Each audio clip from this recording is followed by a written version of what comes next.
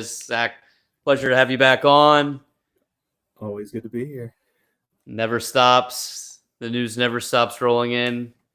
We're continuing this absolute marathon of a football cycle without ever really discussing your team playing. I feel like we cover like Indiana or Miami or something. There's just something in the news every day, but that's kind of just, I guess, how it's going to be going forward in college football. Champagne problems, having to cover the transfer portal and a playoff run at the same time. Massive champagne problems. But you know what? If we're here this time next year doing it, all for it. No, I mean, that's definitely the situation you want to be in. That now that we kind of talk about that off topic, just to begin here, do you think, I mean, it has to have some sort of effect? Like, I'm thinking Miami specifically because they're usually big portal hunters. The fact that they're in what's the Duke's quarterback name? Mensa? Darian Mensa, yep. They're kind of seem to be behind the eight ball, at least for quarterback, and maybe on some other big names. Like they seem like, did they get a visit out of Seaton? Did they? I don't think they did get a Seaton visit. I think he visited somewhere before Mississippi State, did Mississippi State, had LSU, and then obviously didn't make it to his Oregon visit. So I don't think Miami had a visit, but that's part of the problem with the way the schedule is set up now is you have these coaching staffs trying to recruit out of the transfer portal and also game plan for your playoff game. And I mean, hats off to Indiana and Miami for making it as long as they did. And I think they still both have semi-decent portal classes. Yeah. But I mean, you can imagine what they would have been had they been able to dedicate full resources to it at that point. No, absolutely. Yeah, that just made me think is like Miami, it's like crazy. They still don't have a quarterback. And now they're getting into this whole thing that LSU experienced for like a week where you're trying to steal somebody else's quarterback who apparently already signed a contract. And it seems like maybe that situation is even trickier with Duke. So I was just thinking like, man, it's got to be so hard for them to juggle, obviously preparing for like a semifinal national championship, trying to do this portal thing. I guess I'd focus on Miami just because, with Indiana, we just expect them. They're just going to pick up these maybe under-recruited guys, and Cignetti's just going to make something out of nothing. But Miami, that's kind of their MO is they just go out, get the big names, pay all the money. But, like, they only had Levitt for one day. That was pretty telling for me. When he left, I guess it was Tennessee and then went to Miami, he was only there for, like, 8 hours. So, and I'm thinking, like, yeah, I mean, you got to focus on preparing for the national championship, but it definitely can't help. So I know there's been a lot of different ideas floated out there. Like Josh Pate had a pretty decent setup that he proposed this morning, how we can fix the calendar. But it's just like, do we really think the NCAA is ever going to do right? I seriously doubt it. Like the whole bowl game, this thing I guess was like the bowl games would be before the playoffs and it'd be for, 13 or like whatever teams are basically on the bubble. But it's just like, man, is that going to happen? It's like now we got another neutral site game you're asking fans to go to. So I don't know what they do, but I never feeling for Miami or Indiana because they were just in that championship. But it kind of sucks for them. No, it does. I mean, Indiana was able to pull off the 7th overall transfer portal class. I can't really find where Miami's at, but they're going to have some quarterback issues. They lose Carson Beck. Emory Williams just transferred out and signed with East Carolina. ECU. And they're trying to figure out what they're doing in terms of Darian Mensa. It's basically a copy and paste situation just over to the ACC with what Damon Williams looked like. And now Duke's suing Darian Mensa, and it's absolute chaos, and the quote-unquote decision makers in the room at the NCAA have to get a handle on this. Like, we cannot keep doing this every year. Like, LSU was a massive beneficiary of the whole thing, but the current state of how all of this goes down is absolutely ridiculous. Like, we're sitting here wondering if kids are going to be able to play in spring ball because they can't enroll in classes. Like, right. What are we doing? What are we doing? Yeah. No, it is very frustrating. But like you said, it definitely benefited us throughout this whole thing, especially with the Kiffin saga, because I feel like, and I said this when it was happening, like Verge and whoever was leading our search, I feel like pretty much was calling Ole Miss's bluff. Like basically telling Kiffin, like, oh, you can, hey, if they'll let you coach through the national championship, that's no problem for us. Like, can you imagine if they let Kiffin stay and like they made a national championship where he's like just now doing his introductory press conference? Like, can you imagine that? But I feel like in the back of LSU's mind, they knew like you can't let him do that one, and they're never going to let him. So they create this whole drama, and he ends up coming. And I mean, it's worked out perfectly. So segue into the news of the last couple of days. We get Princewill Umanmielen. I probably butchered that, but It's pretty good. Yeah, I did extensive. It's going to be a tough one. Just how to pronounce that last name. Yeah, it's going to take some practice, but he's a guy's name worth practicing because all SEC, 9 sacks. Maybe one of the last really holes outside of this whole waiting for the tackle Seaton situation was really maybe you don't have a super elite edge. Like last year where they went out and got Patrick Payton, so you went into this year thinking, hey, that's going to be a pretty big time player on one edge. Didn't work out that great once Rutherford went down, but now you go out and maybe you think the DN's more talented this year than it was last year, which 2 weeks ago, maybe thought that wouldn't be the case. Yeah, I think at last week at this time, without Princewill Umanmielen. Sorry, I had to practice there for a second. Yeah, I think last week at this time, before you had signed him, you had a couple guys in Jordan Ross and Jaylen Brown that you're like, okay, there's some potential there, and you could see that potentially panning out. Jordan Ross was decent at Tennessee. Jaylen Brown hadn't really been able to get on the field because of injuries at South Carolina. But it's like, okay, well, you see the potential there. But with Prince, like, you got a bona fide stud, and if you have to rotate guys on the opposite side of him until you find one that is producing the most, then by all means. But you have an absolute stud, and that one of those two edge spots is nailed down now. No, absolutely. Yeah, I know like at the time people were excited about Ross, but I still felt like that was maybe a little concern. I know he did decently at Tennessee, and I think there's some projecting that you're doing with him, but I wasn't super set on him being any upgrade over, what we had going into this past season, which if you would have told me the edges are going to play just as good as they did this year, I wouldn't hate it because I think the edge play was actually really good until Rutherford went down. And then once you were able to focus on Payton, he's not that type of player. He's not a Ruben Bain, these Miami D linemen, which are incredible.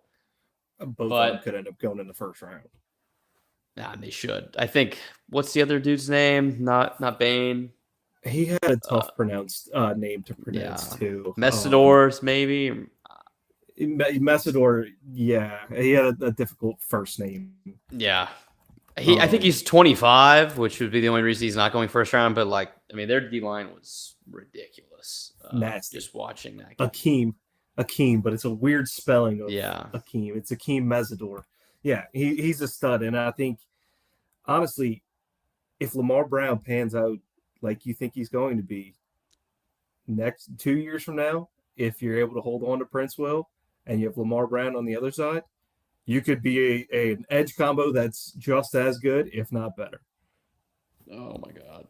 I'm so excited for all these freshman D linemen, but I saw a thing right before we came on, like Rohan Davey on Tingle & Co. was saying he talked to Lamar Brown about, one, I think he said, asked him, it seemed like you took that Under Armour All-American shit pretty seriously, and he said that he told him he really did because the knock on him that I guess the national people have is he plays at U High, so they're not, he's not playing, 7A Georgia, 6A Texas public school football.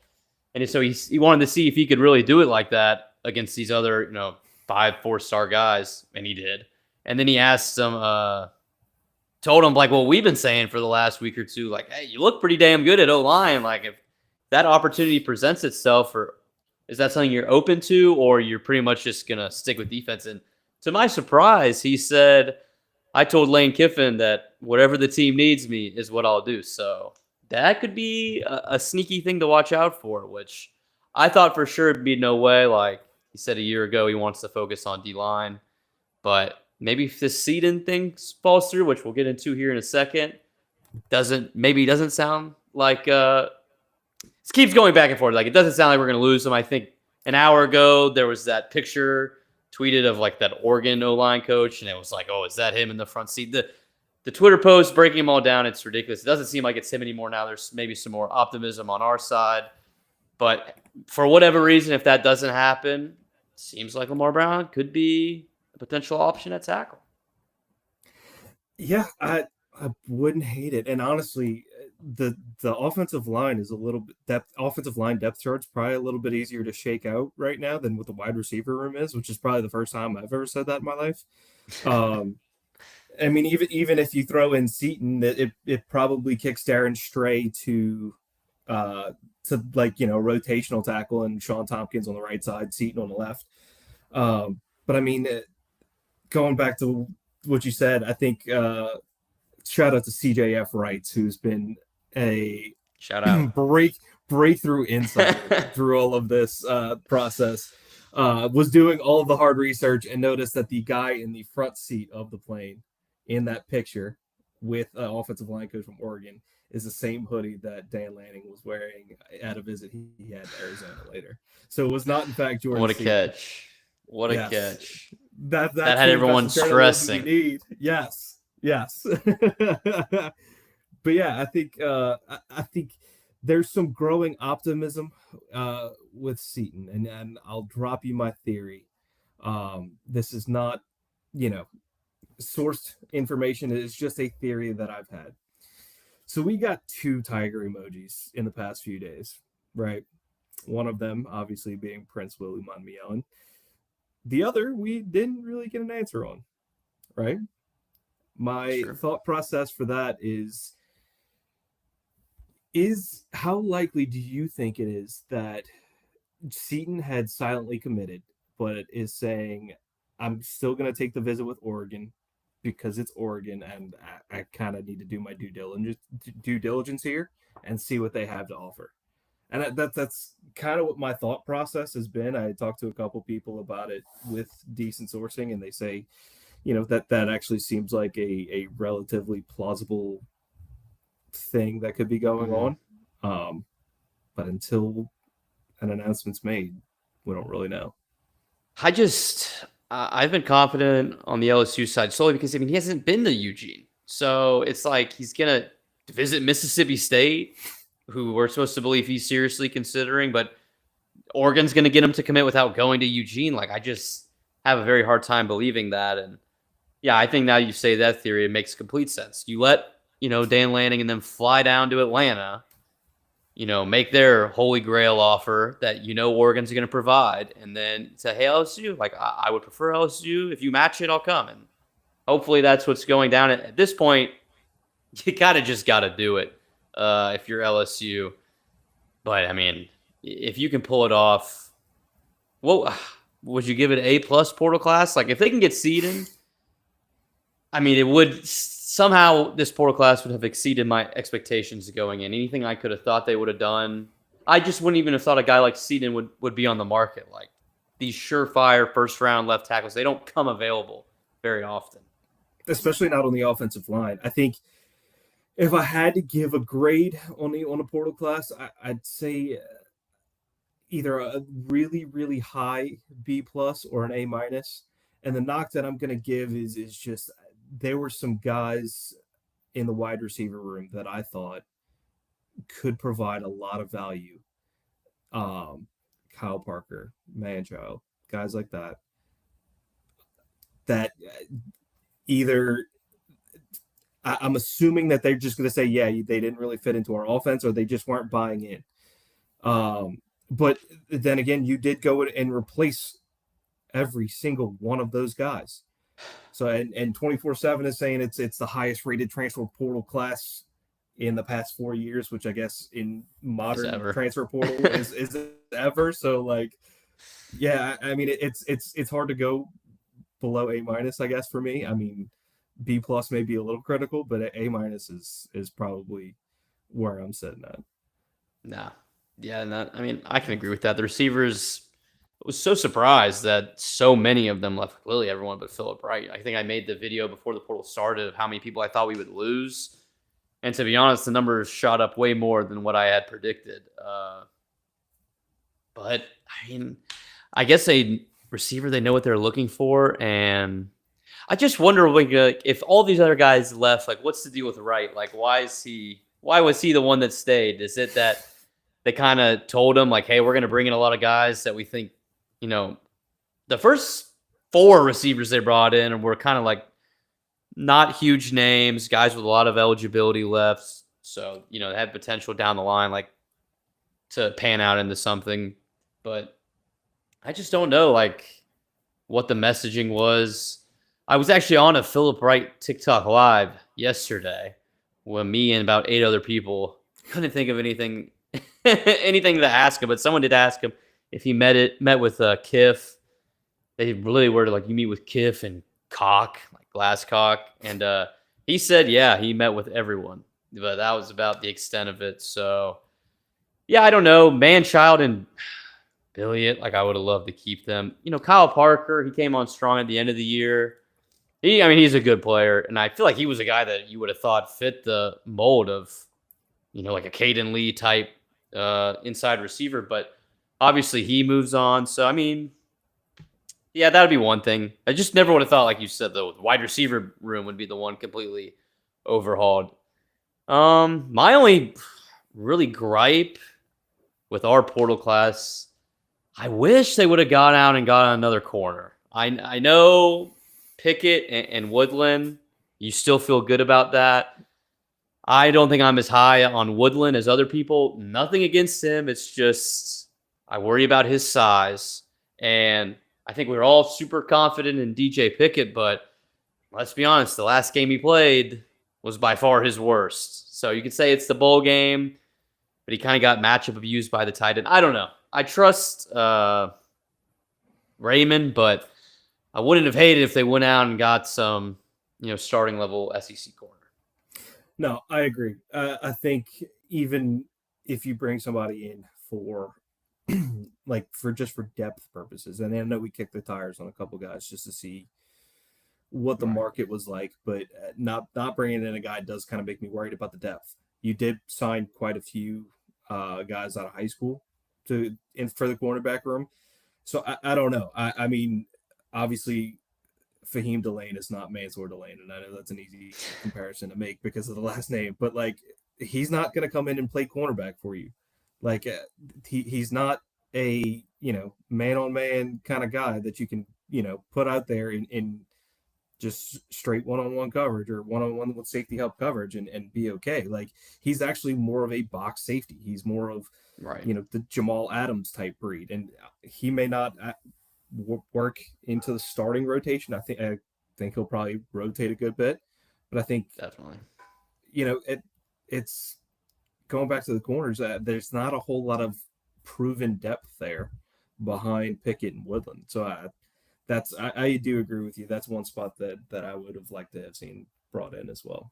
Yeah, but even that, it's not like a glaring weakness. Like I remember, well, not necessarily this time last year because you still had the spring portal to hope for, but when the portal finally closed last year, it was like this O-line, a lot of question marks, and you see how that manifested throughout this season, and obviously is a big worry. But the corner, I think we all still feel solid about. I think, it's like if anyone on staff, Raymond is probably the guy all LSU fans trust to evaluate. So, maybe a guy like Jakeem Jackson, who was banged up for a large portion of the offseason last year, maybe Raymond's like, I know that guy is going to be someone that's going to be able to play for us.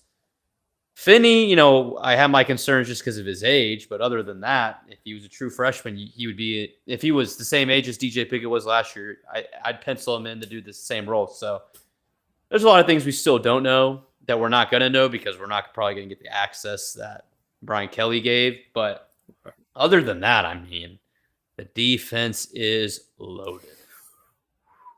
And it is loaded, especially on the defensive line. And if there is one area where you can say this will help your corners, it's having a quick pass rush to get there. That's the best thing that you can have for a corner is you don't want to leave them out in coverage all day long. So if you can have guys who are getting after the passer quick and force them to get rid of the ball quick, you still probably have a decent blanket on them at that point. No, absolutely. Absolutely. And I feel like that was part of the problem even in the bowl game, is that there really just wasn't much of a pass rush. Relaford, I think, is just someone that people isn't going to get the credit he deserves nationally going into this year, because he got hurt and went out for the year so early that I don't think people nationally really understand the impact he had. But there was a time in the first month of the season where Relaford was doing so much that he legitimately had me thinking Patrick Payton was going to be like a top 15 pick. Like, there was a time early in the year where it seemed like Patrick Payton was unblockable, like back to his freshman year at FSU. And then really the second that Relaford went down, we never saw that again, because you didn't really have another guy even close to that behind him. Like, Jamari Butler was probably your second closest guy in terms of pass rushing, but even then he was banged up. So Pyburn, what was disappointing on that front, because he came in, and that was supposedly the whole reason he left Florida, is because he was betting on himself to be able to rush the passer well. It seemed like that was one of the few decisions maybe Billy Napier got right in his time at Florida. But, I mean, I don't like banging on Pyburn, because he is elite at something, and that's stopping the run. And I'm sure that's going to get him, very late round pick, or give him a shot in the pros. But I couldn't be higher on Relaford. But, I mean, I've always been high on Shanklin. Now you add, I'm not even trying to say his last name, I'm just call him Prince. You got Ross from Tennessee. I think you got a few others there. You added some interior guys to mix with the people you have returning. Plus, this true freshman class are also excited about. So, I mean, yeah, I think, dare we say, is that the strength of the defense, or would you say lean linebacker at this point? I'm going to go defensive line. I really like the linebacker room a lot. I mean, you basically have three of the top tacklers in the SEC over the past 2 years heading up your linebacking core now. And you have good depth behind those guys as well. So, but to look at the defensive line, you have Relaford, you have Shanklin, you have Dylan Carpenter, who looked good in some spots last year. You brought in some elite high school guys, and you brought in one elite transfer portal guy and two guys who can probably potentially get to that level as well. So, for me, it's 1A, 1B of the three groups, and then a distant third would be corners, and then I don't know, a distant third would probably be safeties and then corners. Yeah. But even the safeties are solid too. I mean, Benefield is a dog, but I think the defensive line over the linebackers for me at this point. And I mean, I like it. Build in the trenches, and if we can land Seaton, where would that put the O-line for you? Like, how confident are you? You get Seaton, plug him in at left tackle. Let's run through the O-line. So it would be Seaton at left. Yeah. Are we thinking Solomon Thomas will be one of the guards? It's hard to say right now, because we haven't seen Solomon Thomas. What I had kind of mapped out was I mapped it out with and without Darren Stray. I have Stray at left because Tompkins was a right tackle, so I have Tompkins at right tackle. Yeah. If you get Seaton, you plug and play Seaton at left tackle and rotate Stray in as needed. I put Satterwhite at right guard. He's a natural center who has proven that he can play guard at decent amount. Center, nailed on, Braylon Moore. No questions asked. No question. Right guard was Leo Ba, really good guard at Maryland, formerly of Georgia. So I think that's kind of how it shakes out for me, without having seen Solomon Thomas play at this level yet.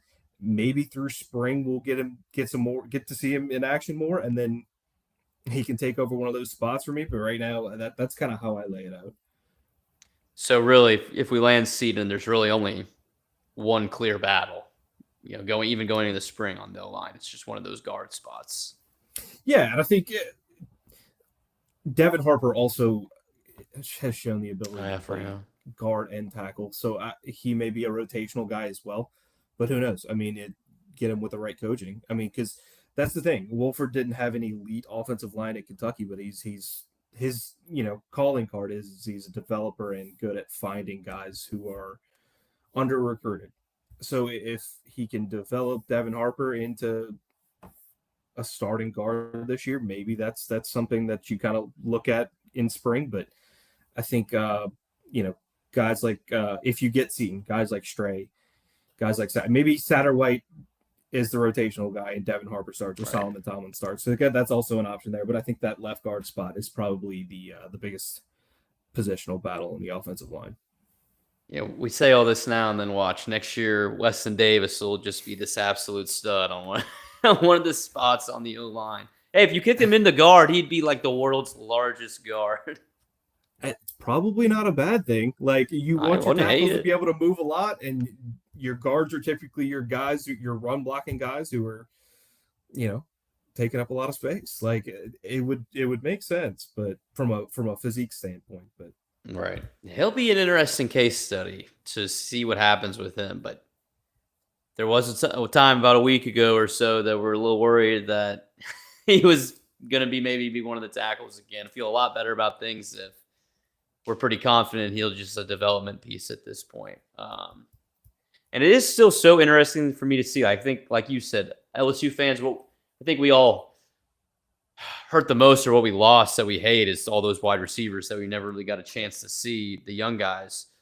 But, all those guys landed at schools, mid-majors, lower P4s, and then the O-line, who I don't think any of us were very high on, all landed at SEC. So you could say that's just because there's just not that many of them, and these are all highly recruited guys, and they have those previous relationships. Like, I think Eccles is at A&M. I remember it was a real close battle between us and them in his recruitment, but I just find that interesting. Like, the one that I think could suck that we lost that no one's talking about is Jelani Watkins to Arkansas. Not that Arkansas is going to be good, but that's just another guy. Like, why do we never even attempt to use him? it makes no sense, the rotations on any of the offense from this past year. Not running back. We waited way too long to switch quarterback, whether it was going to work out for the best or not. Wide receiver, you never saw Chris Hilton. You never saw Kylan Billiot. You never saw Jelani Watkins. You never saw Teron Francis. You saw a little bit of Kyle Parker. But and then you didn't really ever see Phillip Wright either. And he's the one that ended up staying. So that doesn't make any sense to me, but that's over and gone. Yeah, I would have loved to have kept some of those wide receivers, but I find it really hard to be upset with the receivers that we have coming in next year. No, yeah. Absolutely not. And I'm glad we're past the part of the portal where everyone's bitching that all we got is 7 wide receivers. I think it worked out for us pretty okay. Looking at it. Yeah, I think we did all right after we locked in all of our receivers. I mean, I just remember every time we get one committed, just in those first 3 days, it's like, are we only gonna take receivers? It's like, fucking relax, people. Got to chat. Think Prince was our last defensive player we're getting in the portal. Yeah. I think they're done in the portal. After unless there's just some Seaton. random thing. Like, for whatever reason, some stud player was to enter the portal, but I guess they can't now. You already have to be in. It's done, yeah. I think, you're right. I think we're done. I think one thing people were mentioning with the scholarship limit going to 105 is that I guess Kiffin's plan is to use all 105 scholarships, and I think right now we're sitting at 80 something. So I think that's maybe why you're seeing a lot more of these Louisiana 3-star kids get these offers and signing. And I think Shea made a point this morning or yesterday that that's really going to be something that they're going to look to build on in the future. That's going to be different. It's kind of been this thing the last couple of years. It's like, you got these borderline players from this state. Do you give them that last scholarship? You don't really want to lose them, because how many times has some 2-3-star player been from Louisiana not been recruited to LSU and end up being really good? But I guess now the plan is they're going to take a lot of those guys just as development pieces. See, and I love to hear that. I mean, it always sucks when it's like, I don't know, Devontae Smith or someone who wanted to go to LSU or whatever, and then they don't. And the whole thing is, he's from this part in Louisiana, and he's going to go off at Tiger Stadium because that's where he always wanted to dream of playing. Now it seems like we're going to have the opportunity to have space for a lot of those guys. Massive to be able to retain some of those guys and keep them in state. I mean, Tyrann Mathieu and Justin Jefferson being the ultimate examples of why you bring in those 2 and 3-star LSU Louisiana guys, because you never know what they turn out to be. I mean, Tyrann Mathieu was a low 3-star. Justin Jefferson was a high 2, low 3, depending upon who you looked at. So I think it's very important to be able to keep those guys in state. Do you want a little bit of breaking news while we're here? Oh God. What is it? Our good friend CJF writes, posted 2 minutes ago, one of the MMR planes is leaving Baton Rouge and heading to Atlanta nice and early tomorrow morning. Tomorrow late afternoon is the enrollment deadline for LSU. Interesting, to say the least. Just refresh the audience, Zach. Who's currently in Atlanta right now? Is that Jordan Seaton? I think Jordan Seaton, right? I think there may be a certain offensive lineman that we're looking to get that's there. So, look, we've talked about it before. He's been on the money. People are trying to give him shit this morning when he said like maybe once Oregon came in for the visit. Come on, guys, give me a fucking break. Like, right. Things change, and it's not completely in the bag till it's done. And I feel like a lot of these times I'm hearing on Moscano's show, not related to this, but other players, like they basically will commit, like the dollar figure is agreed to. It's just working out like the fine details. I think he made the point of like some of the shit that they're going over is like you can't play rec basketball because we're putting it's like little shit like that. So it's looking good. It is looking very good and very interesting. The nukes. Yeah, so I'll credit that one to CJ though. That's not a Zach nuke. It's a CJ nuke. But yeah, I think one of the telling signs for me is he didn't go to Oregon. He flew back to Atlanta. He could have flown to Oregon. He did not fly to Oregon. He flew back to Atlanta. Like, are you really going to commit to and sign with a place sight unseen? And I don't know the details of his high school recruitment, so maybe he's been there before. But like, you'd still think that you'd like to take a visit out there to kind of see put your eyes on everything once again, even if you had been there before. Right. I mean, my thought, like I said before, if he's going and took a visit to Starkville, like, I just can't see a world where he doesn't take a visit to Oregon after all this and then ends up going there. Like, and I get that you can say his Colorado's old O-line coach is the reason he went to Starkville for that visit, but it's like, okay, well, I think we all pretty much knew from the get-go, like, he wasn't going to go there, but yet he still took the time and go visit it. Like, that's not nothing, but he's not going to visit Oregon, and that's where he's going to go after he's been at LSU for like 2 days. I just had a hard time believing it. Still crystal ball LSU. Yeah. Another thing, like people are jumping on Shea midday, like, oh, he jumped the gun again. Like, people, let's relax. The sky, it's not over till it's over, especially with Kiffin. Can you imagine Brian Kelly trying to be involved in this recruitment, like playing the money game, chasing after these kids? There's just absolutely no way. We were not in the business of buying players at that point. from the mouth of the horse. Yep, that is what he said. We were not in the business of buying players because there were people who didn't want to give you the money. Yeah, Kelly, but exactly. Seaton wants to be in the SEC. Yeah, I mean, if he's taking visits to Starkville, that is just. I mean, shout out to them, I guess. I don't know how they pulled that visit. Like an hour or two ago, when I came home, I was watching some Locked On clip from Mississippi State, and they were like, "Oh, it looks like Seaton's slipping away." It's like, I mean, no shit, buddy. Is this the same fan base that was a couple weeks ago talking about, all right, maybe we should spend no NIL money for the next 3 years and tank, and then just build up a stockpile and just go all in a couple years? Like, this is the same fan base that we're talking about? Like, oh. But yeah, that is an idea. It would make sense though. Like, he wants to play in the SEC. You look at the defensive line LSU just built. Like, you're going to go against high caliber defensive lines every week, and I guess it's hard to say the same thing about the Big Ten because the Big Ten is very top heavy. But you go play tackle in the SEC, and you prove yourself every week. Right. And I want to say that coming out of high school, his finalist was like Tennessee, Alabama, Miami, Florida State. I remember how big a shock it was when he committed to Colorado on like, what was that show with it was like Skip Bayless and fucking Shannon Sharp, whatever FS1 show they used to have you commit. I remember it was a big surprise. Oh. So First things first. Yeah, I think so. Sounds right. I was That's on the set definitely of in that it. show a couple years ago. But it escapes me. Yeah, but he went to Colorado. He did that kind of like, it's not really West Coast, but West Coast type thing. He probably is looking like, I would like to go play in the SEC, experience that. Right. I mean, and I think, like I said, that's the big. Obviously, money's a big factor for him at this point.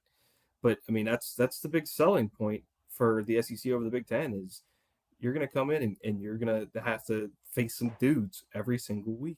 Like, I don't think Purdue's putting out a guy like that anymore. I don't think Northwestern's putting out a guy like that anymore. Absolutely. You know, like that. The SEC is like, yeah, oh, we got to go take a trip to Arkansas. Arkansas's got some guys.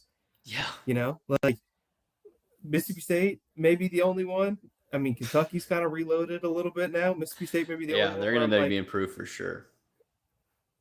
Yeah. No, I I think that's a great segue into something that's been pissing me off with this whole Indiana national championship, which I'm happy they won. That is who I was rooting for a minute now. I like Signetti, but it was always bound to happen once they won. Everyone's dragging the SEC, saying the Big Ten runs the show. And I mean, yeah, they have had the last 3 national championships, 3 different ones, but you cannot tell me the hardest conference to play in is not the SEC.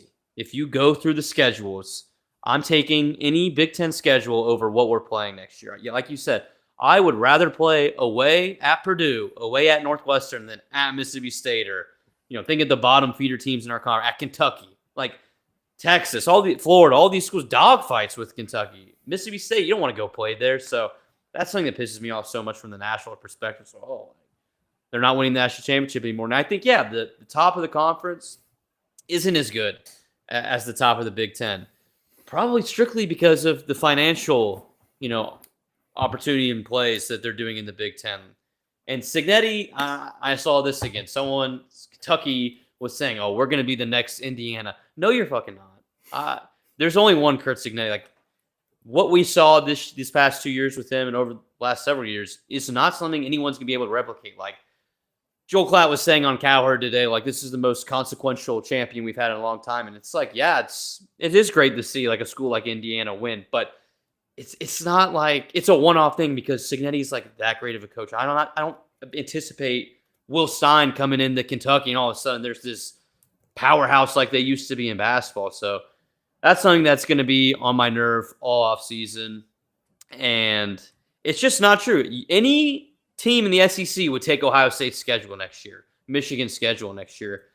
And I'm seeing the way too early, top 25s coming. I'm seeing like Michigan ahead of LSU. In what world?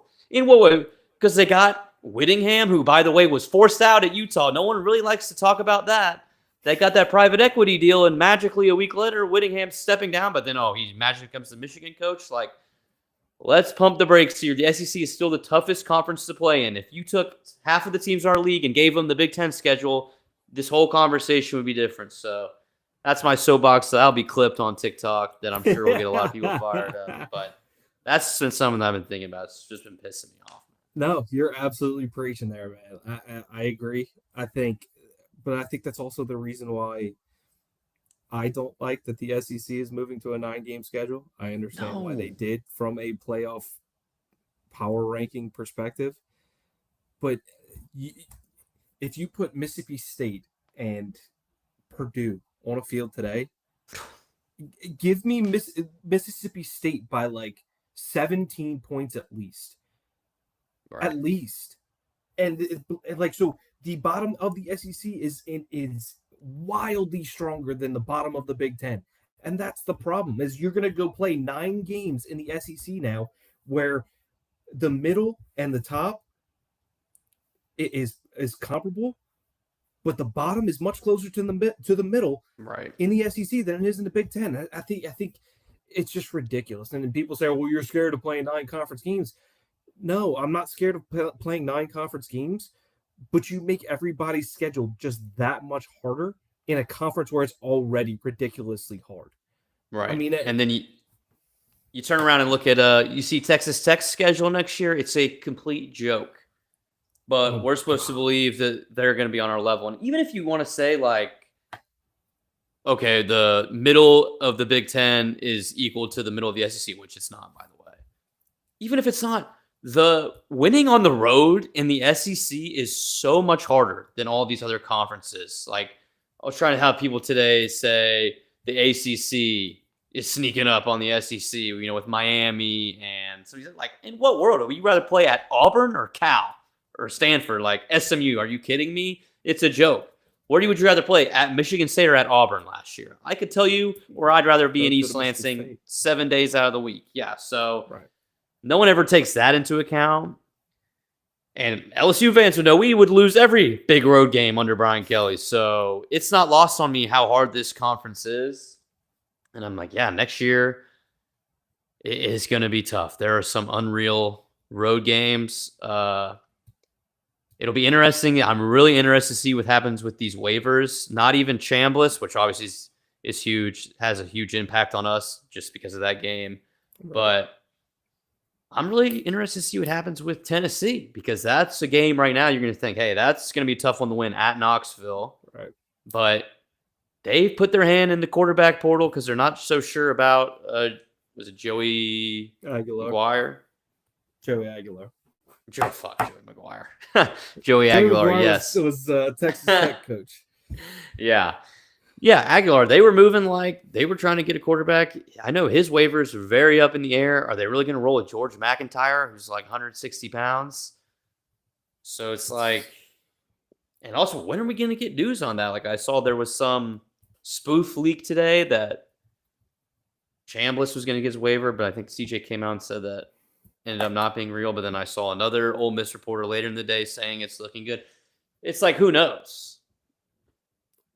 No, and I think, honestly, Aguilar has better grounds to stand on than Chambliss does, if I'm being honest. Because so tell me what his is, because I don't know his at all. Chambliss is a joke, honestly. If he gets it back, has he got a root canal? Come on.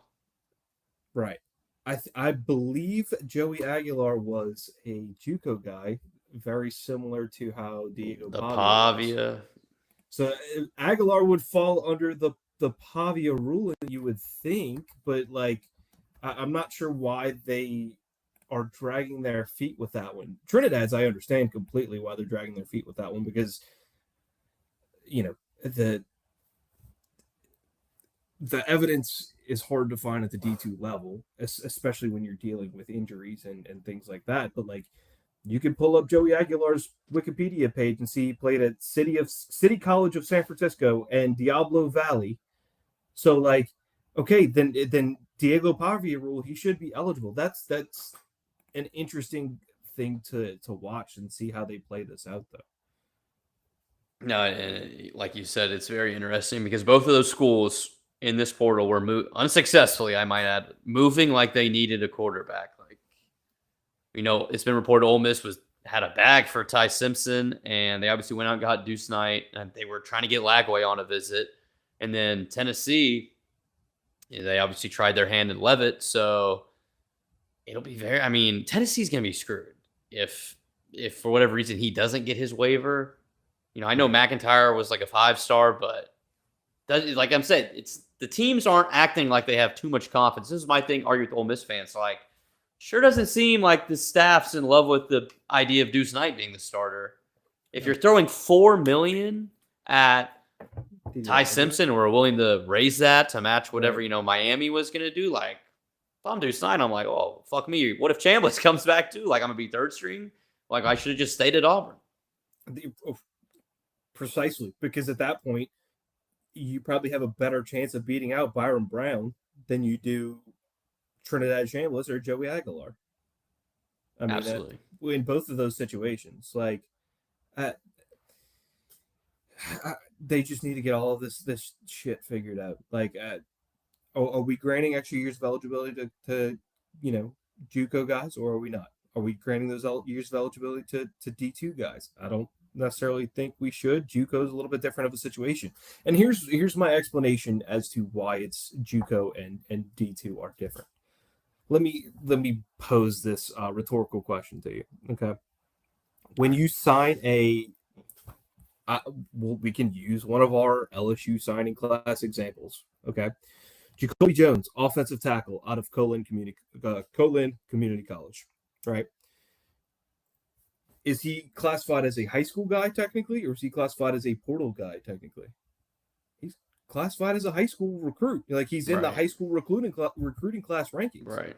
So unless you reclassify how you count those offers and how you count those signings, then okay. But Trinidad Chambliss came through as a portal guy. It's true. It's logistics of everything, but I think if Aguilar should get his and Chambliss probably shouldn't, is my argument here, according to rules. But what's best for the sport? Give it to them both. I don't care. Give it to them both. I say fuck both of them. Don't give it to either of them. I agree with you that based on the precedent set, Aguilar should definitely get the waiver. If fucking Pavia got it, he should definitely get it. But in reality, I don't think just because you will go play JUCO that you should get an extra year. And I know they're discussing the idea of moving past all this and just moving to like a 5-year window. Like you have 5 years of eligibility, like no red shirt or anything. I fucking hate that too. Like if you play for 4 years, you're done. I'm tired of having 25 and 26-year-olds playing in the sport because I think, to be honest, that has a lot to do with Indiana's success as well. They got all these guys that are 24 years old that, started for 3-4 years at other schools. I'll still give credit to Signetti and the coaching staff because there's still guys that no one really wanted. But that's the same model that like Vandy used this past year. They loaded up on dudes from Conference USA that played for 2 years, and you bring them in, and they got guys with a lot of experience. And they got to give the credit to the coaches. They still elevated them, but it is very frustrating to me. It's like, are we going to do this every year? Like, if I'm a Tennessee fan, I'm pissed right now because it's like our whole season is completely up in the air because we're not getting quarterback and the portal like we wanted to. I can be excited for McIntyre, but it doesn't seem like the coaching staff is too enthralled with the idea of him starting next year.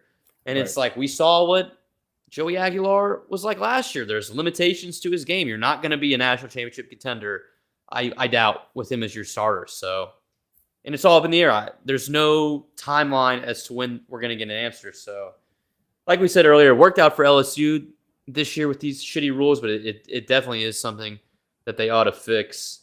They're saying Kiffin's going off on X right now. In what way? Oh, Lord. Is he just doing his retweets and stuff, or is he going at some people?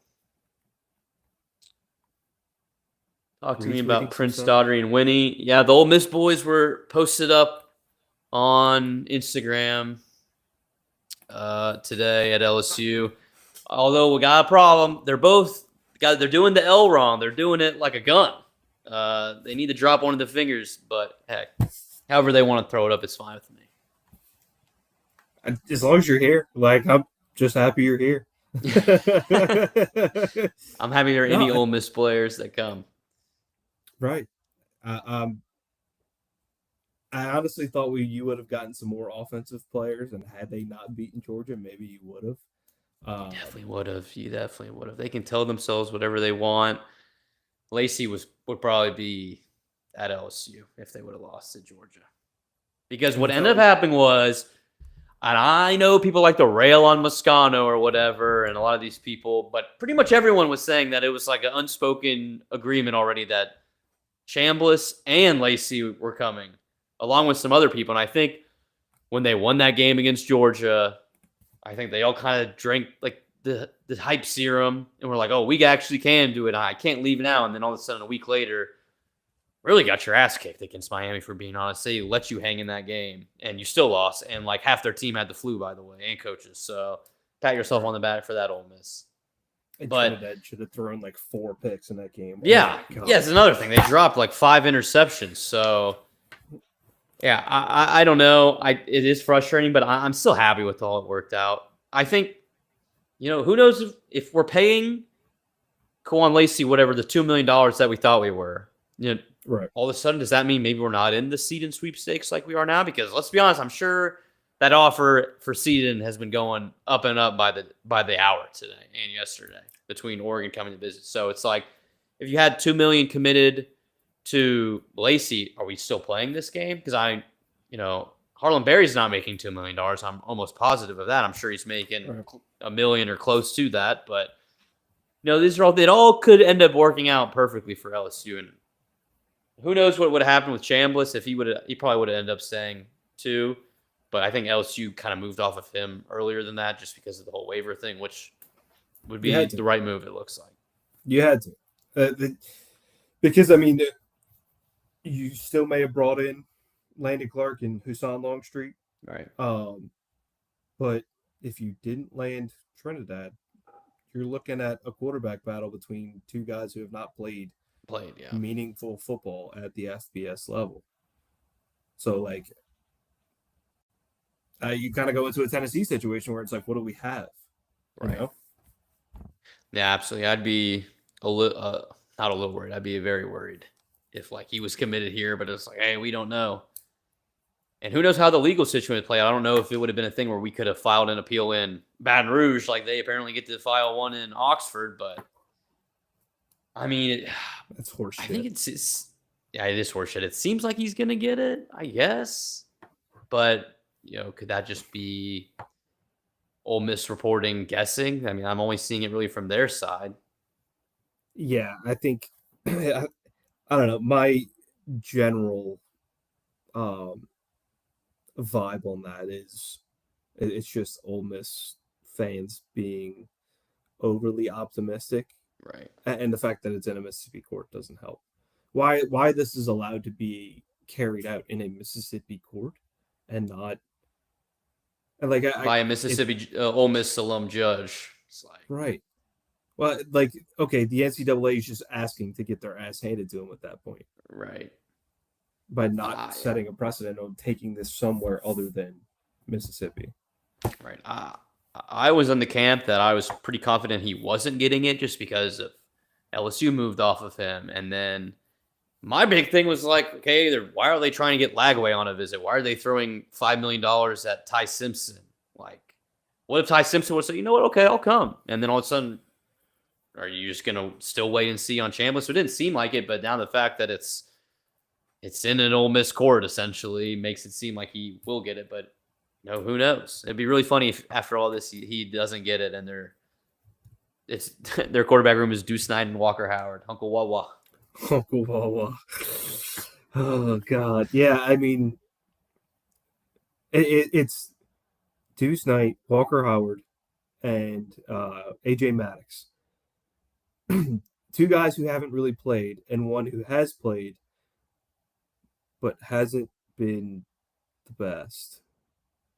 Like he was at UL, and UL was, I'm sorry, he was at ULL, and ULL was LLLLL. They were looking rough to start this season. Yeah, they were not great, and no, they were not. As somebody who lives in Lafayette, like, we'll occasionally go to a UL game just because my wife is an alumna of UL. So like, it was like, okay, cool, we'll go tailgate with some of our friends and whatnot. But like, I was happy to stay away this year. She had no desire to go, and I wasn't bringing it up. I was like, cool, don't have to worry about it.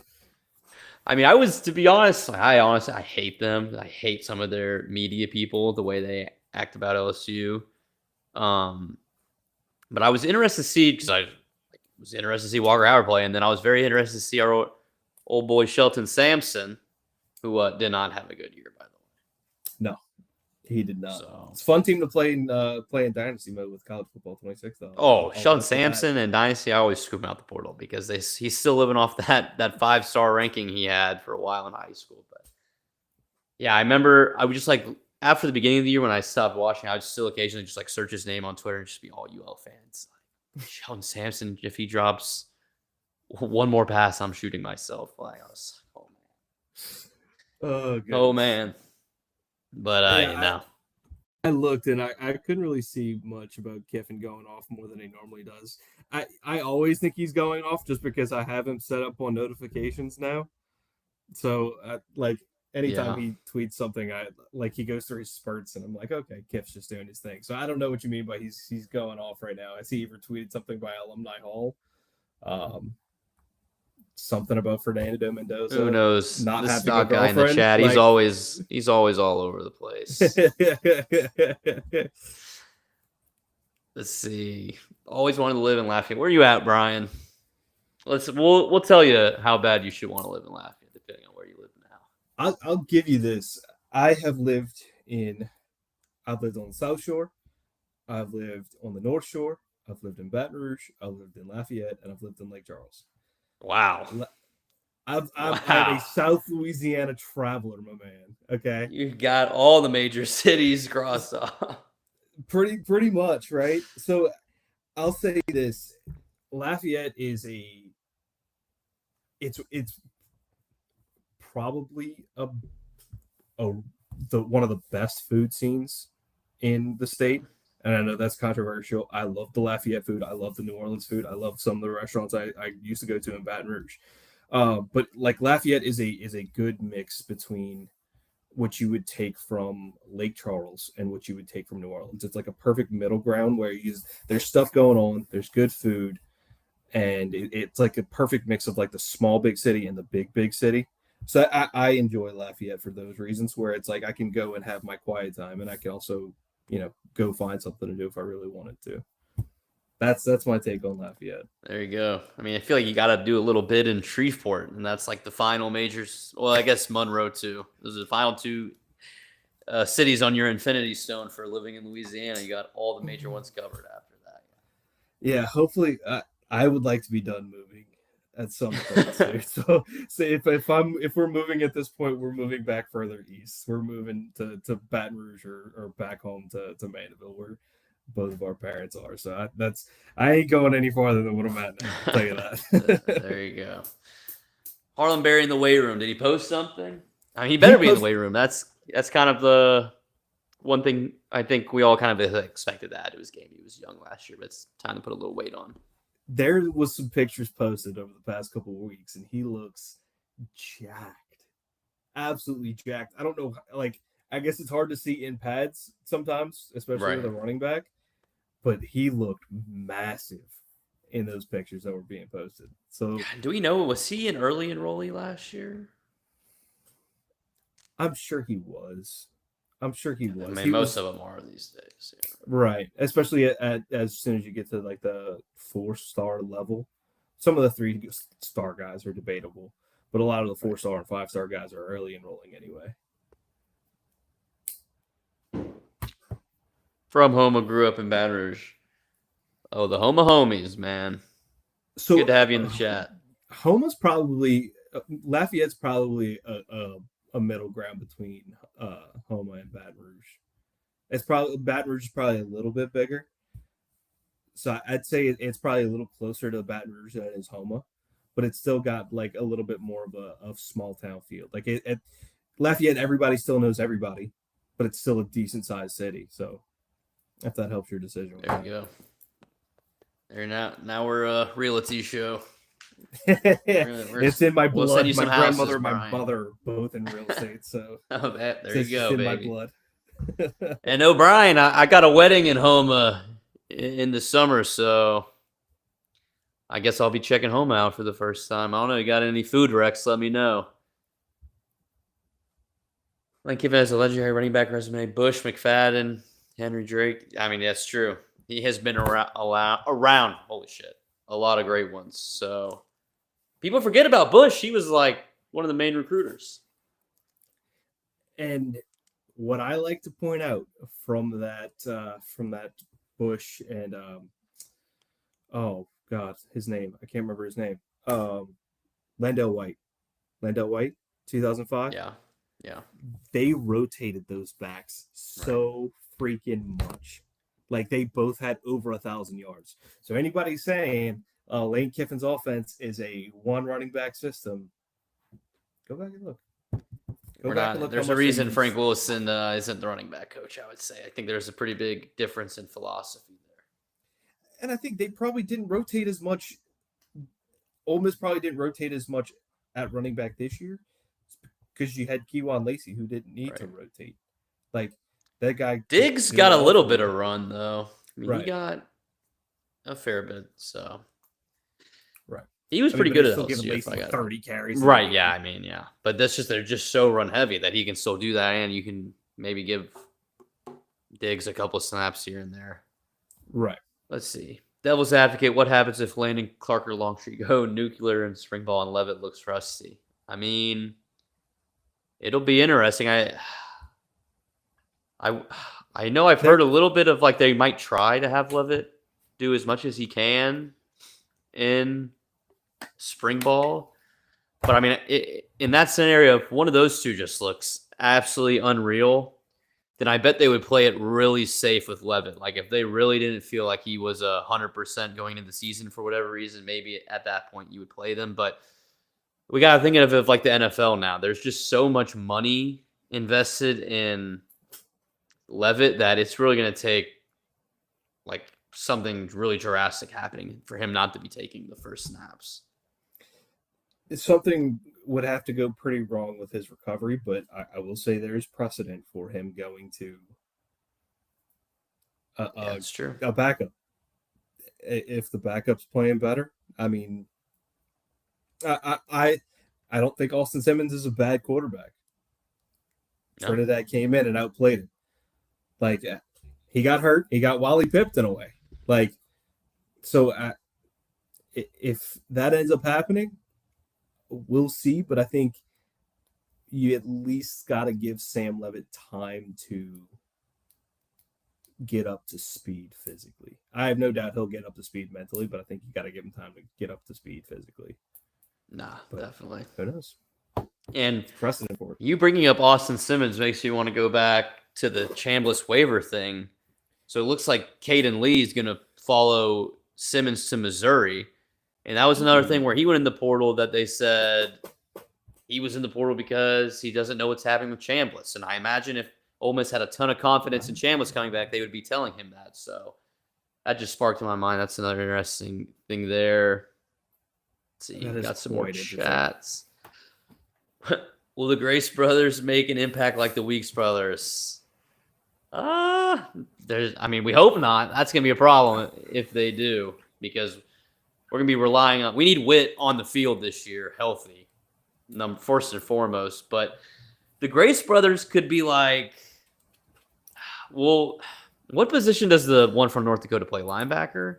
So you have Theo, who plays linebacker, went to North Dakota, and then you have Zach, shout out, who is kind of like a tight end, fullback hybrid kind of guy. What people commonly refer to as an H-back, which can be confusing because H-back, halfback, not the same thing. So different sides of the ball as well. But I also think Theo Grace is probably going to be a project guy. Special teams, yeah. He's probably going to be a project guy, and if he's able to make an impact as a starter, it'll probably be a couple years from now. Zach Grace, I probably would expect. Yeah, I would expect him to get some run. Fullback, right? Yeah. Fullback, please.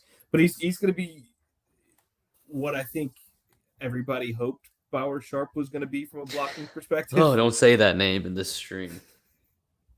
So he's going to be your blocking tight end, and he does a damn good job of doing that from the videos that I've seen. So he'll make an impact. It just won't be flashy impact.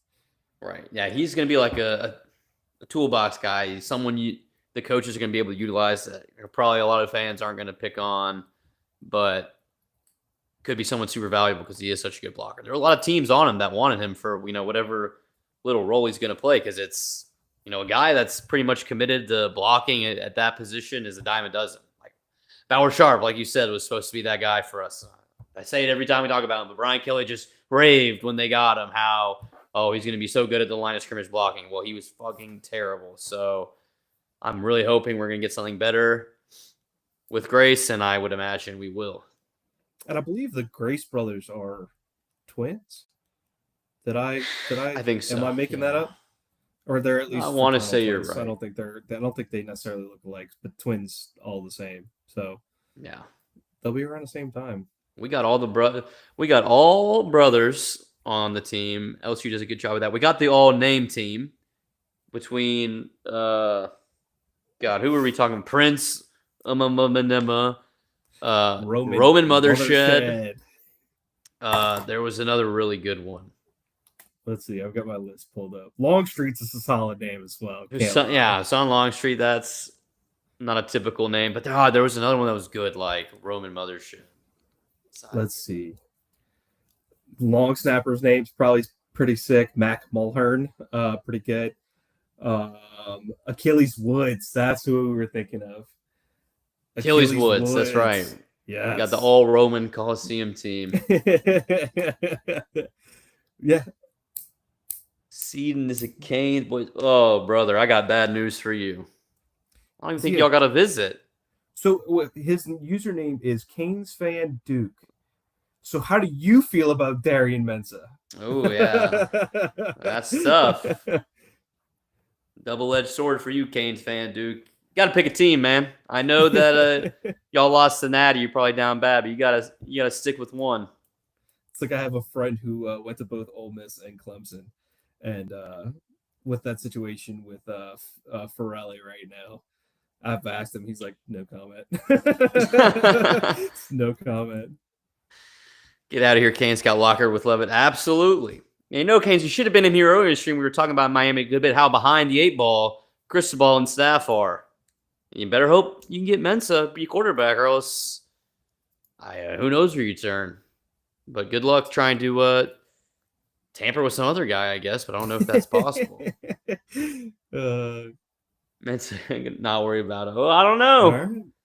Okay. Well, we'll see. We'll check back in with you. I'm going to remember that username. All right. Got a lot more chats. Let me go back to some ones before that. Brian saying Big Al Seafood. Okay, I'll make sure to check that out. I will remember that because I need stuff to do in Homa. With all due respect, with Kiffin, you don't need Frank Wilson. You technically don't even need Kevin Smith. He's that good at developing the position struggle. Yeah, absolutely. And it definitely doesn't hurt when you've got a guy like Kevin Smith, who's a top 10 all-time rusher in the NCAA. So that pairing, I think there's a reason those two have been together for as long as they have. I think it's a match made in heaven. And you bringing up Kevin Smith makes me think, I love the philosophy in recruiting right now with where the staff assignments are. It seems like Kiffin and Glasscock are really, finishing out these like high leverage portal situation, and all the position coaches are hitting the road hard. They're all across Louisiana, all across my neck of the woods here in Dallas. Like, I'm loving that they're posting like the high schools and stuff. It's great to see. I don't really remember seeing that with the Brian Kelly staff. Like, I know they go and make the visits, but that added a little touch of like, oh, thank you, Rummel, for having me out. Like Rummel was going to say no to, George McDonald coming out, but it is a good thing. Going to Ruston, they've already made Hudson a priority, which is great to see. Just offered his little brother, so I like that philosophy. It seems they're hitting the ground running on this upcoming high school class. Oh yeah, absolutely, and even offering legacy kids like BJ LaFell. Yeah, like how old do you feel with that one? So old, dear God, I feel old. Jeez, oh man, I saw that. I was like, between BJ LaFell and then Chad Jones's son, I can't remember his name right now, who's getting of age for recruiting stuff. I'm like, oh my God. My little cousin who's 25 texted me on my birthday back in October. He's like, you're almost 30 now. I was like, fuck you. That's rude. I'm only 28. I still got years to go, man. But no, I think offering those legacy guys is really good. And in terms of like the posts, nobody wants to see you move in silence. Like, right. There's no benefit. Silence, no. You are only moving in silence for your own benefit so you can stroke your own personal ego.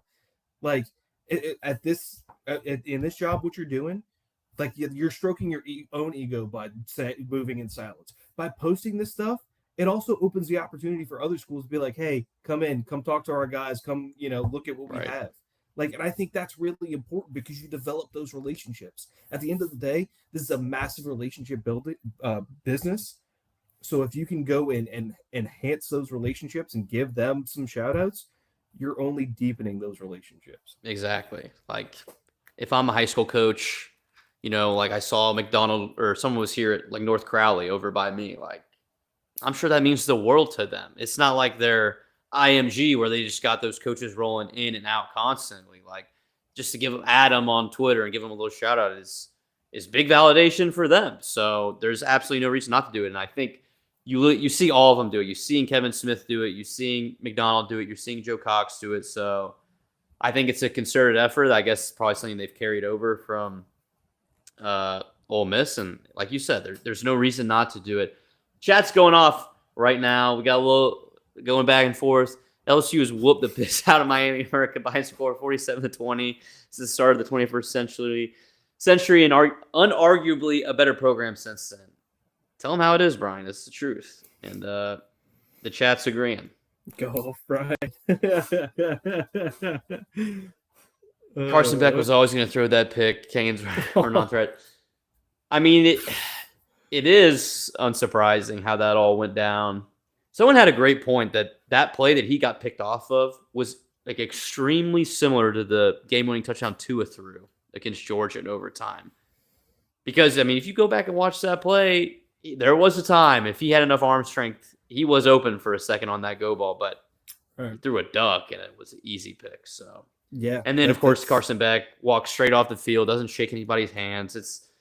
I know it's been this good feel-good story on ESPN, like, oh, look how far Carson Beck has come. And it's like, yeah, between the shoulder injury in Georgia, he has come far, but no, let's not forget at the beginning of the year when every time they lost, it was like national story how he was just throwing his team under the bus every time. During the game, every time something bad's happening, they're panning to him, and it looks like he's pissed off at his teammates where, if Mendoza's in that situation, you think he's just over there rolling his eyes on the bench, or you think he's going to go get his team fired up. So not surprised that happened with him. And I also felt like I've been seeing other Miami fans have been shitting on the OC Dawson. And I really feel like, yeah, they ran a lot of screens, they do a lot of stuff. I really think they were working around Carson Beck's limitations throwing the ball downfield. I feel like they had to do all those screens because majority of the time they're throwing these deep balls as nothing's working. So, right. I mean, that does seem to be a go-to when you have an injured quarterback is, all right, well, we'll stick to short throws. I mean, we saw that with Garrett Nussmeier this year. So I actually really like Shannon Dawson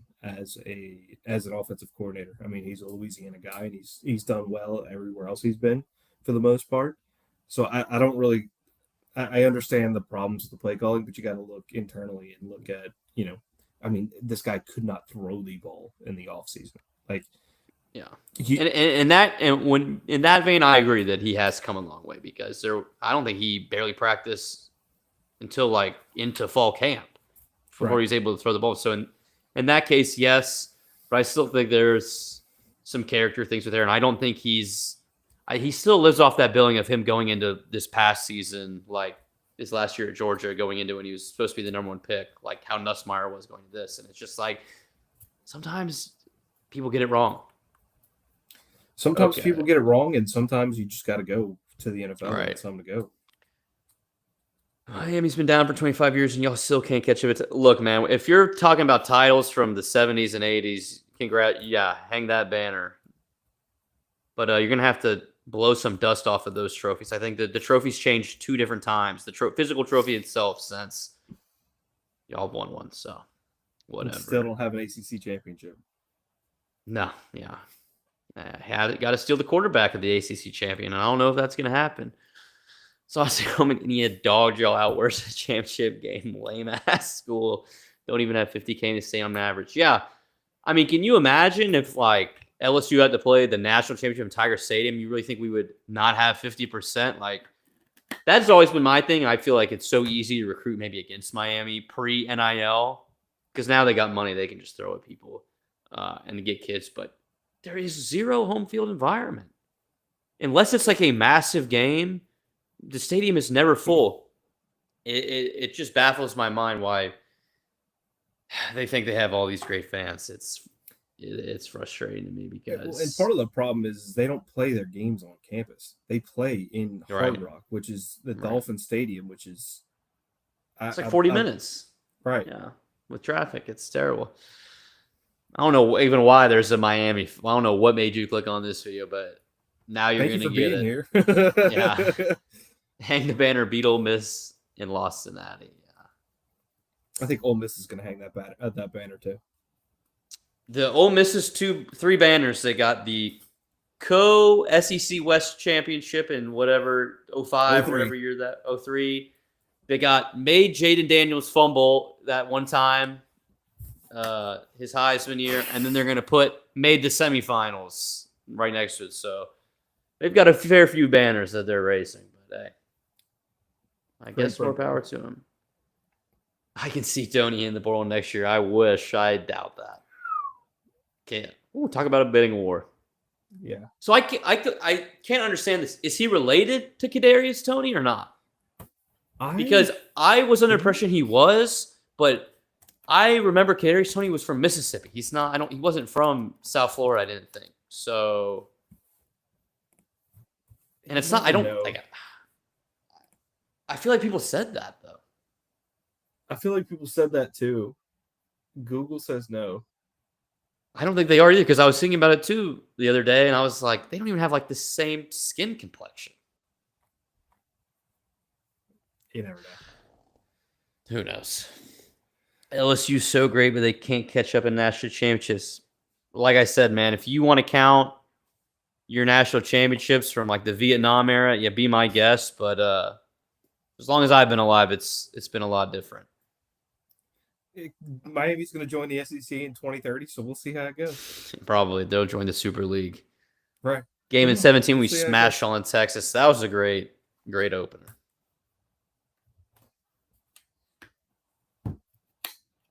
That's right. Kadarius Toney was from Alabama, not Mississippi. So I remember when Kadarius Toney went to Florida, he was a 3-star. He kind of reminds me a little bit. It's not the same because the highlights aren't super comparable. Who's the kid we got from Haynesville, Washington? Who he's like coming in as a safety, but he played like quarterback for them. Kadarius Toney fucking played quarterback for whatever his team was in Alabama, and his highlights they're like Jawan Johnson-esque, like just all over the field, cut back, like he's running 90 yards on every play, back and forth, but he's scoring every time. So I was not surprised when he worked out in college. NFL, I feel like if he was more committed to his craft, he would be really good because his athleticism is freaky. But that's a good way of saying it. Yeah. Get on all fours for me like Michael Irving. All right, that's where we're stopping with the all fours. Don't go any further with any other Miami alums and anything else like that. We don't need to get into any of that. Yeah. Yeah, we'll just leave that one be. Oh, God. But, I mean, now that we talk about Miami. Was the ESPN crew. Jeez, man. Yeah. Anyway. I feel like one cameraman didn't really know what he was doing. And they quickly were like, no. Yikes. Gulf Coast from Alabama all the way to Florida has a lot of Haitian people. That name is common. Yeah, I swear people were saying they were related like when he first started doing it this year. Yeah, maybe somewhere back then they are related. It's just distant. I mean, because maybe my last name's similar to that, where it's all descended from one person. So, I mean, Haiti's a small island, so I mean, it's not impossible. We gotta do some Ancestry.com research. We'll get back to you on this genealogy report. People, I'm guessing, would pay a lot of money to be able to move like Kadarius Toney. Yeah, absolutely. I'm telling you right now, if I was able to move like Kadarius Toney, I'd be in the NFL. But problem is, like, the dude is so athletic his whole life. I remember he was like one of these guys, honestly, like Carson Beck, who like came out and said, like, I don't really like football, like watching it. And it's like, that's a major red flag once you get to the NFL level. Everyone there is freaky good. Like, you can't just ignore watching film and just, honestly, you got to be a fan. Yeah. You got to have a balance between that and the old quarterback from who got drafted by the Cardinals, whose name escapes me right now. Who's like, I didn't come to play football. I didn't come to school. Oh, Rosen? Rosen. Yeah. It's got to come to school to play school. It's like, yeah. And now he's back in school, so. Right. Another BMP history video on the Tonys. I'm done with the history videos, man. I made that one. It was a pain in the ass. I'm hoping maybe over a couple years it can get some views because everything else, like, I'll post this tonight. And in 4 days, there'll be no point of watching it because this will all be old information. But we'll see. Seaton knowledge at that point.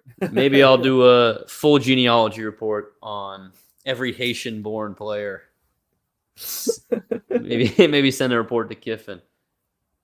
Don't want to see Indiana compare the 2019 team. Yeah, me neither. And I said this.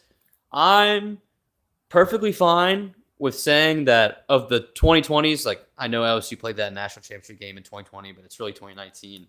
Of the 2020s, I'm okay saying they're the best team, although I would argue I'm not sure if they would beat that Georgia team from a couple years ago. But the sport is so different now. Like you aren't able to stockpile talent like you were in 2019 with LSU. So I think there's a good chance that that Alabama team we beat in 2019 would beat this Indiana team. I think that Clemson team for sure would beat it. So I just think it's a different era now. But I think for sure of the 12-team playoff. Past 4, I'd agree. I think what they've done is as impressive as any team, except LSU. 2020 LSU, yeah. No, I agree. I think the Indiana 2019 comparison lost steam rather quickly. I think there were some people trying to put some feelers out there and see what the vibe was with it. They got shut down pretty quick, and rightfully so. I mean, the gauntlet of the schedule that LSU went through that year and never trailing in the fourth quarter when, Indiana had a couple dogfights here and there. So Penn State wasn't very good at all. Right, not good at all. Yeah, no. And I think it's just going to be impossible, I feel like, to overtake 2019. When you talk about the teams they beat and who those players on those teams ended up becoming, like that Clemson team and that Alabama team are winning the national championship in like 80% of any other years before that you could put them in. Like there was some absolutely, even that Auburn team looking back at it now that like Bo Nix is getting his flowers in the NFL, like that team was loaded too. And that was one of the closer. That Florida team was really good. And people like to give shit because like we almost lost to Texas and they didn't end up finishing the year that strong. But I was in the stands at that Texas game in 2019. You could barely walk through the fucking concourse to your seat. It took forever. So good luck to any team that was going to have to play there that night. Well, and Texas is in the Big 12 that year. What happens if they don't lose to LSU that year? Like that kind of derailed Texas's season that year. Yeah. So if they don't lose that game, are we still talking about the same Texas team that? Like it could be wildly different. It's a big thing. What momentum can do. Absolutely.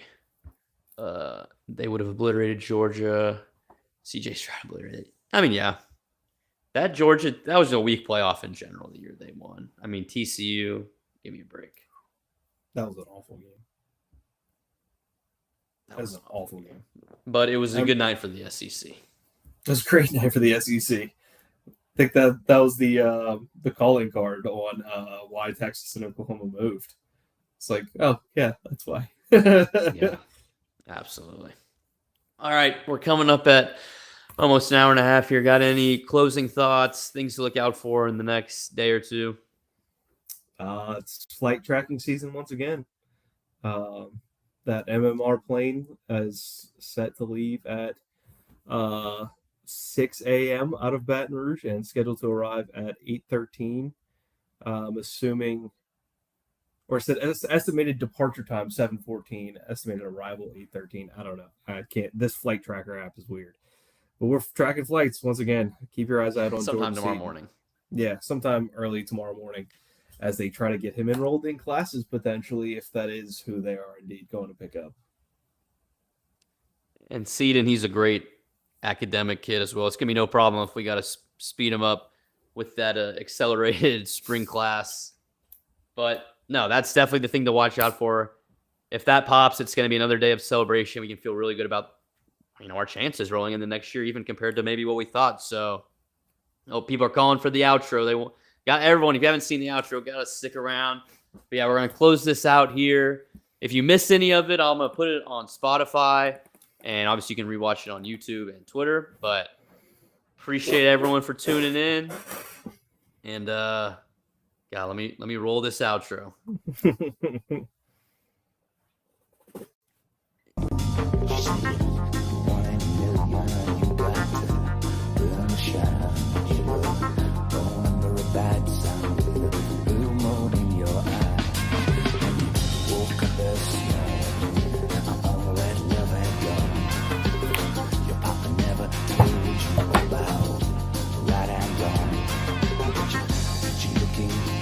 Baby, I believe that you're a feeling fine. Shake my body.